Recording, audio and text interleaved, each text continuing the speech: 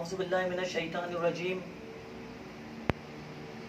بسم اللہ الرحمن الرحیم سلام قول من رب الرحیم۔ اللہ رب العزت کے بابرکت نام اور کلام سے میں آج کے ایپیسوڈ شروع کر رہا ہوں۔ میری پچھلی ایپیسوڈ بھی جنات کے حوالے سے تھی، اس میں میں نے بہت سارے آپ کے ساتھ معاملات جنات کے حوالے سے شیئر کیے کہ وہ کہاں رہتے ہیں، کیا کھاتے ہیں، کیا پیتے ہیں اور کیا نقصان پہنچا سکتے ہیں، اور ہمیں کس طرح پتہ چلے گا کہ جنات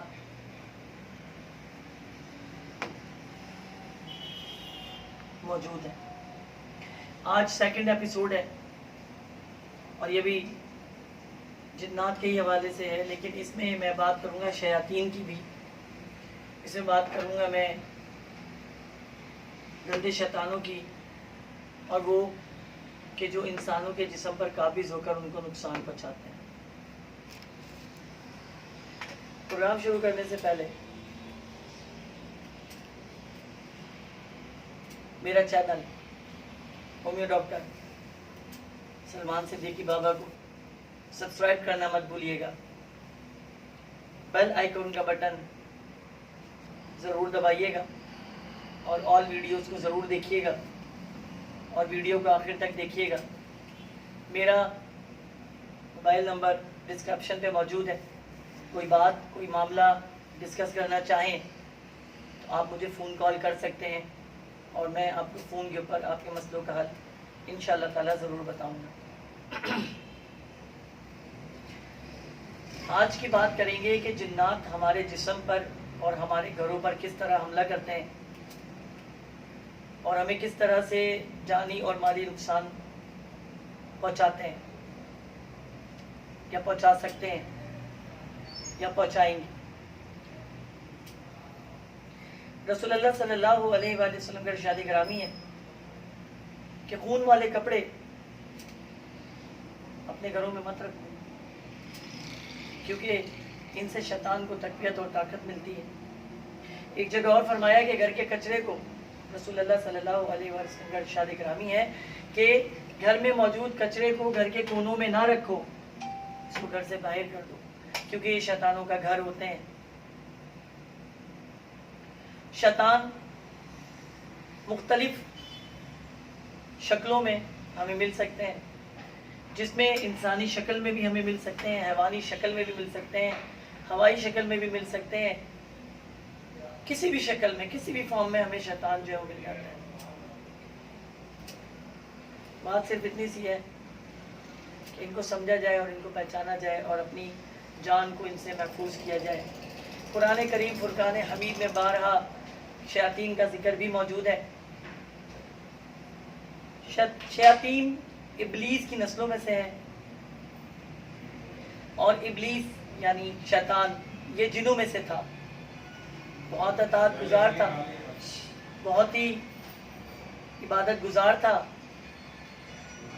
اللہ رب العالمین نے اس کو پسند فرمایا فرشتوں کی رہنمائی کے لیے، فرشتوں کی سرداری کے لیے، سو شیطان فرشتوں کا سردار بنا۔ اللہ رب العالمین نے آدم کی تخلیق کی، آدم کو کچھ الفاظ سکھائے۔ جب فرشتوں کے آگے آدم کو پیش کیا گیا اور الفاظ آدم سے کہلوائے گئے، فرشتوں سب سے پہلے آدم نے فرشتوں کو جا کے سلام کیا، السلام علیکم۔ فرشتوں نے جواباً کہا وعلیکم السلام ورحمۃ اللہ وبرکاتہ۔ اس کے بعد اللہ نے آدم سے کہا کہ آدم، جو الفاظ میں نے سکھائے ہیں تم انہیں ادا کرو۔ آدم علیہ السلام نے وہ الفاظ ادا کیے۔ اللہ کریم نے فرشتوں سے کہا کہ آدم کو سجدہ کرو۔ فرشتوں نے کہا یا رب، تو منع فرماتا ہے، یہ تو انسان ہے، تو انسان کو سجدہ کرا رہا ہے۔ اللہ نے کہا میرا حکم ہے کہ ان کو سجدہ کرو، میرا حکم ہے، میں تمہیں حکم دیتا ہوں۔ تمام فرشتے اللہ کے حکم پہ سجدہ گو ہو گئے، لیکن ایک ابلیس جس کو سرداری دی گئی فرشتوں کی، جس کو امامت دی گئی فرشتوں کی اور جنوں کی، اس نے اللہ کے حکم کی اطاعت نہیں کی، حکم کا تابع نہیں رہا، اور جس کی وجہ سے اللہ اس سے ناراض ہوا اور اسے مردود قرار دیا۔ اس نے کہا میں نہیں سجدہ کروں گا آدم کو، اور اللہ نے اس کو سزا کے طور پر زمین پر پھینک دیا۔ جب وہ زمین پر آ رہا تھا تو اس نے کہا اے اللہ مجھے اجازت دے کہ میں تیرے بندوں کو بہکا سکوں، میں دائیں سے بھی ان کو بہکاؤں گا، بائیں سے بھی ان کو بہکاؤں گا، اوپر سے بھی آؤں گا، نیچے سے بھی آؤں گا، جس طرح سے ہو سکے گا میں تیرے بندوں کو بہکاؤں گا۔ اللہ جل شانہ نے فرمایا کہ جا بہکا میرے بندوں کو، لیکن میرے بندے جب تک مجھ سے توبہ کرتے رہے، مجھ سے استغفار کرتے رہے، مجھ سے اپنی گناہوں کی پرستش اور معافی مانگتے رہے، میں اپنے بندوں کو معاف کرتا رہوں گا۔ استغفر اللہ ربی من کل ذنب ما اتوب الیہ، استغفر اللہ ربی من کل ذنب ما اتوب الیہ، استغفر اللہ ربی من کل ذنب ما اتوب الیہ۔ شیطان جن وجوہات پر، یا شیاطین یا جنات یا گندے جنات یا گندے شیطان جن وجوہات کی بنا پر حملہ آور ہوتے ہیں، پہلی اور سب سے بڑی چیز انسان کا پاک نہیں رہنا، گندی حالت میں رہنا، یعنی گندگی میں رہنا یا صاف ستھرا نہیں رہنا، جس کے لیے ہمارے دین نے صفائی کے لیے صفائی کو کہا کہ صفائی نفس ایمان ہے۔ اس کے ساتھ ساتھ وضو کا طریقہ ہمارے دین میں شامل کر دیا گیا کہ جو ہمارے جسم کو مکمل طور پر پاک رکھتا ہے۔ اس کے بعد نماز جو کہ آپ کو تمام بیماریوں سے محفوظ رکھتی ہے، آپ کی دعاؤں کو اللہ تک پہنچنے میں بڑی مددگار ثابت ہوتی ہے، کیونکہ رب کائنات قرآن میں بارہا کہتا ہے کہ مجھ سے دعا مانگو، تمہاری دعاؤں کا قبول کرنے والا میں ہوں۔ تو نماز آپ کی دعاؤں کا ایک ذریعہ ہے، آپ کے مسائل کے حل کرنے کا ایک ذریعہ ہے۔ شیاطین کہاں کہاں پائے جاتے ہیں؟ شیاطین آپ کو ہمیشہ جہاں پائے جائیں گے وہ ہیں کچرا کنڈیاں، جہاں پہ کچرا بڑی وافر مقدار میں پھینکا جائے اور شدید تعفن وہاں سے اٹھ رہا ہو۔ جانور جب بقرعید میں ذبح کیے جاتے ہیں اور ان کے خون کو سڑکوں پہ پڑا رہنے دیا جاتا ہے، تو یہ خون کے جو گروہ ہے ان کا وہ خون کے اوپر رہتا ہے، ان کا گروہ سمندر کے اوپر بھی رہتا ہے، ان کا گروہ جنگلوں میں بھی رہتا ہے، ان کا گروہ آسمانوں پر بھی رہتا ہے۔ کہا جاتا ہے کہ شیطان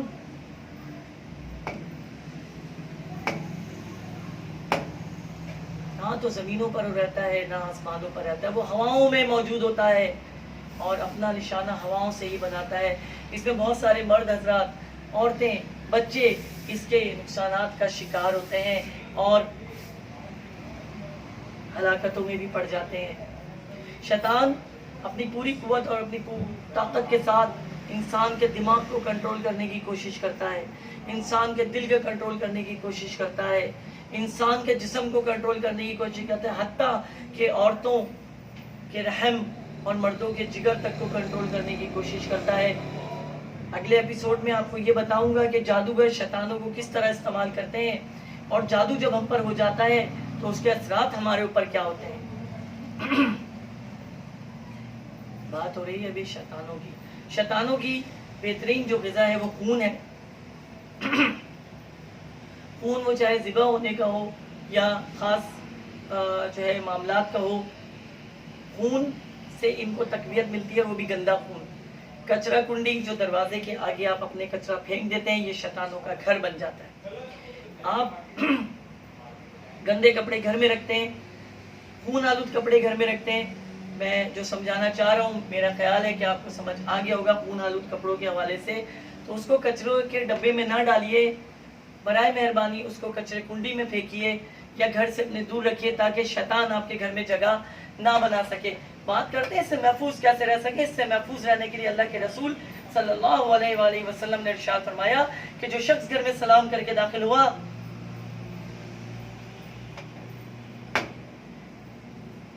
گویا اللہ اور بندے کا معاملہ ہو گیا، اور جو معاملے اللہ کے ہو جائیں تو اس میں شیطان کا کوئی کام نہیں، کیونکہ پھر اللہ خود اپنے بندے کی حفاظت کرتا ہے، کیونکہ پھر اللہ خود اپنے بندے کو محفوظ رکھتا ہے۔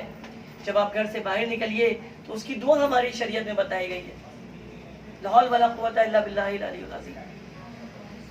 گھر کے اندر داخل ہو سلام کر کے داخل ہو، शैतान आपको छू नहीं सकता, शैतान आपको नुकसान नहीं पहुंचा सकता। कहते हैं जब आप ये दुआ घर से पढ़ के निकलते हैं, ला हौल वला कुव्वता इल्ला बिल्लाहिल अलील अज़ीम, तो 70 फरिश्ते आपके दाएं, 70 फरिश्ते आपके बाएं, 70 फरिश्ते आपके इर्द गिर्द आपकी हिफाजत कर रहे होते हैं और आपको बाहिफाजत जिस मकाम के लिए आप निकले होते हैं उस मकाम में आप तक, उस मकाम पर आपको पहुंचा देते हैं।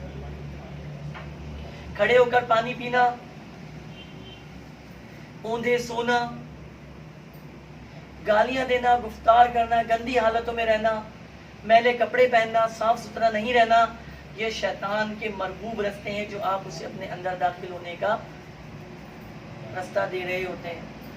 इसके अलावा नशा जैसे तंबाकू, इसीलिए अल्लाह और उसके रसूल ने मना फरमाया कि नशे तो सब हराम है, चाहे वो सिगरेट का नशा हो, चाहे वो गुटखे का नशा हो, चाहे वो तंबाकू का नशा हो, चाहे वो और किसी भी ऐसी चीज का नशा हो कि जिसे आप अपनी आदत बनाए, सिवाय उसके कि जो अल्लाह ने आपको हलाल करार दिया।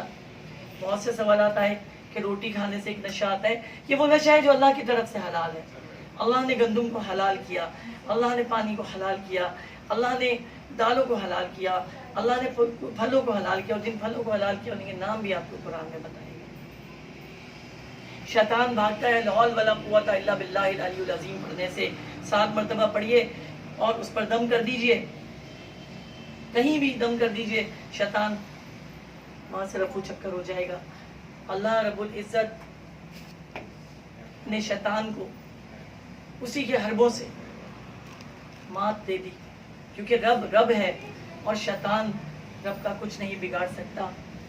रसूल मुज्तबा सल्लल्लाहु अलैहि वसल्लम शादी करामी है हज़रत उमर बिन खत्ताब के लिए, कि जिन्हें कहा गया कि अगर नबूवत चलती तो उमर नबी होते।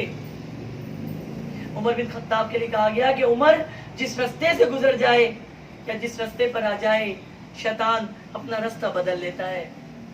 तो क्या हम लोग अपने अंदर उमर जैसी सलाहियतें पैदा नहीं कर सकते, अबू बकर जैसी सलाहियतें पैदा नहीं कर सकते, उस्मान जैसी सलाहियतें अपने अंदर नहीं ला सकते, या अली जैसा जज्बा और जलाल और जस्तजू अपने अंदर पैदा नहीं कर सकते?